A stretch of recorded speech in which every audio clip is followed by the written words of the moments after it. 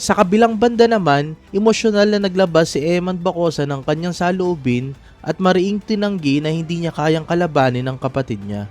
Sa gitna ng usap-usapan tungkol sa posibilidad na magharap sa ring ang magkapatid, malinaw ang naging paninindigan ni Eman Bacosa na hindi niya kailanman lalabanan ng kanyang kuya na si Jimwell Pacquiao. Ayon kay Bacosa, higit pa sa laban ang nakataya kung sakaling mangyari ito, lalo na ang kanilang relasyon bilang magkapatid at ang damdamin ng kanilang pamilya. Unang-una hindi po kasi kapatid ko po siya. Saka wala naman pong kasiyahan na mangyayari kung matalo man o manalo ka sa kapatid mo. Syempre ayaw rin yun ni Daddy. Ayoko rin masaktan si Daddy, I really love you kuya. Ani ni Bacosa sa isang emosyonal na payag.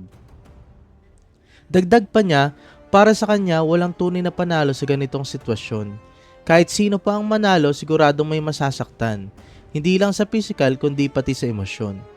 Sa mundo ng boxing kung saan normal na matitinding laban at kompetisyon, kakaiba ang pinakitang desisyon ni Bacosa.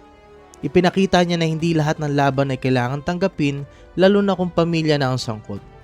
Marami ang humanga sa kanyang paninindigan dahil sa halip na habulin ang oportunidad sa ring, pinili niya ang respeto at pagmamahal sa kanyang kapatid at pamilya.